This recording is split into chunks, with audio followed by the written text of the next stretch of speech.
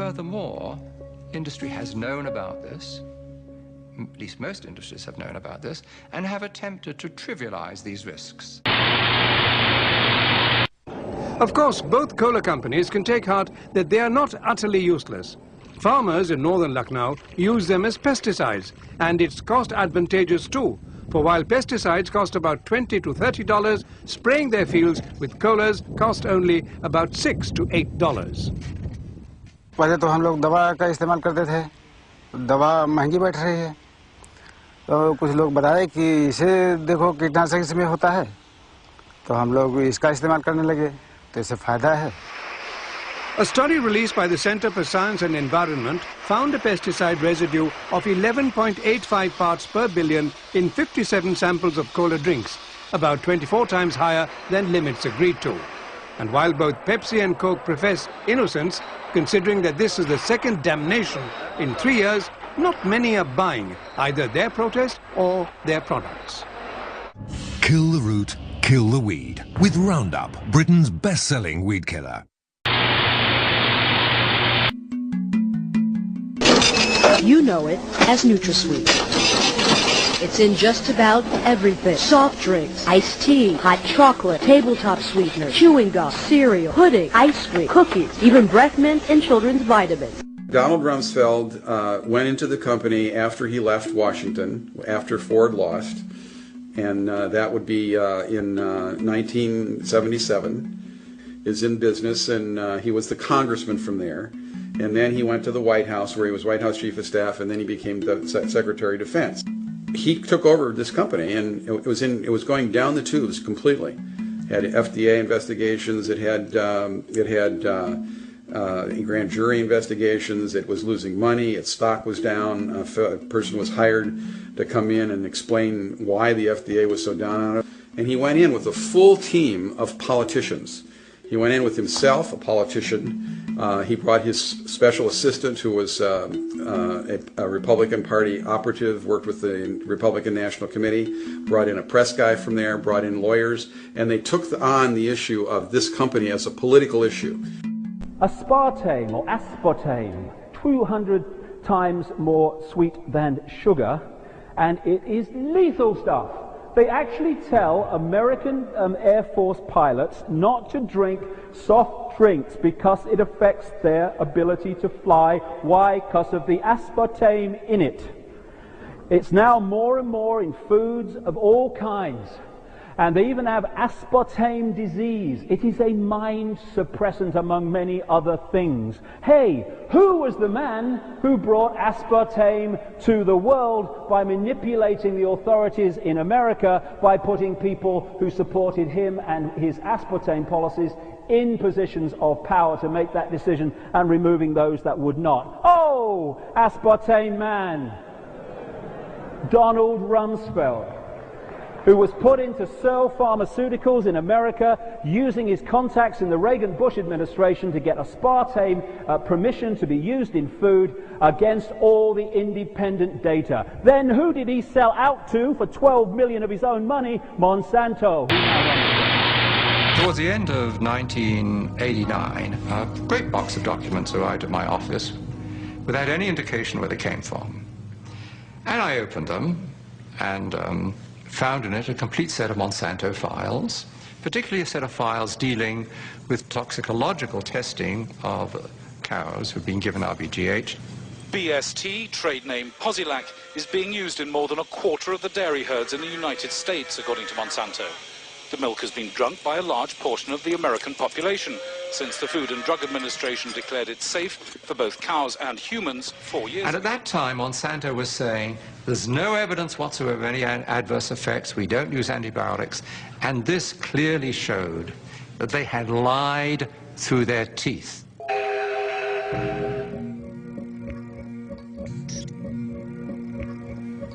The files described areas of chronic inflammation in the heart, lung, kidney, spleen, also reproductive effects, also a whole series of other problems. The most comprehensive independent assessment of the drug concludes that BST results in unnecessary pain, suffering and distress for the cows.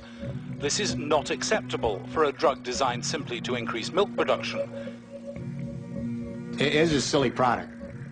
We have the industrial world is awash in milk. We're overproducing milk. We actually have governments around the world who pay farmers not to produce milk.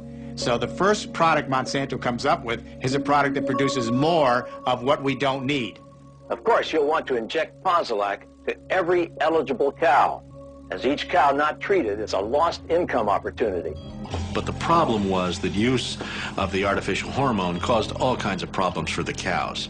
It caused something called mastitis, which is a very painful infection of the udders. When you milk the cow, if the cow has bad mastitis, some of the, and I don't know how to say this in a, I hope people aren't watching at dinner time, but the pus from the infection of the udders ends up in the milk, and the somatic cell count, they call it, the bacteria count inside your milk goes up. There's a cost to the cows. The cows get sicker when they're injected with RBGH. They're injected with antibiotics. We know that people are consuming antibiotics through their food, and we know that that's contributing to antibiotic-resistant bacteria and diseases. And we know we're at a crisis when somebody can go into a hospital and get a staph infection and it can't be cured and they die. That's a crisis. Bad for the cow, bad for the farmer, bad potentially for the consumer. The jury is out. We see a lot of conflicting evidence about potential health risks. And of course, as a consumer, my belief is, why should I take any risk? Codex, according to the World Trade Organization and the Food and Agriculture Organization joint projections. Now, I didn't make this up.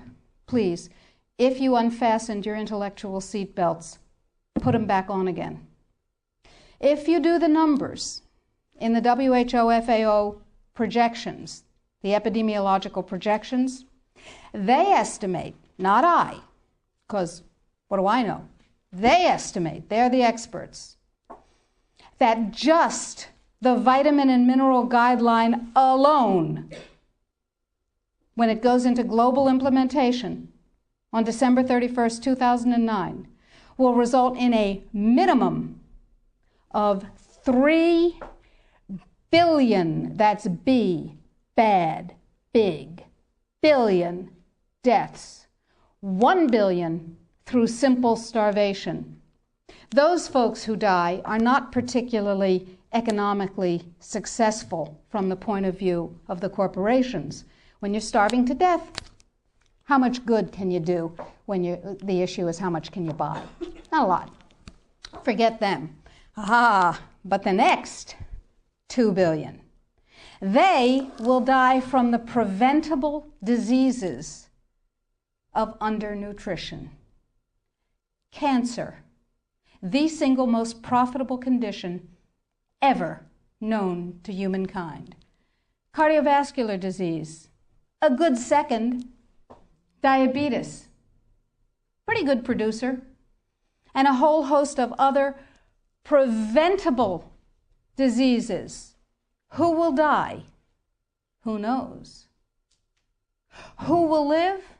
Probably those people who are wealthy enough and powerful enough to have their own pushers of clean food and nutrients. That's who will live. You and I? Probably not. Our children? Probably not. Our grandchildren? Probably not. So we're talking about food regulations that are in fact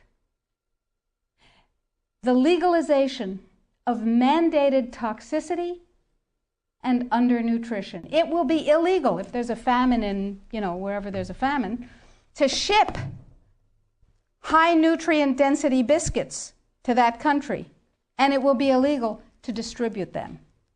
That's what we're talking about. Codex is big and it's bad, but it's not invulnerable.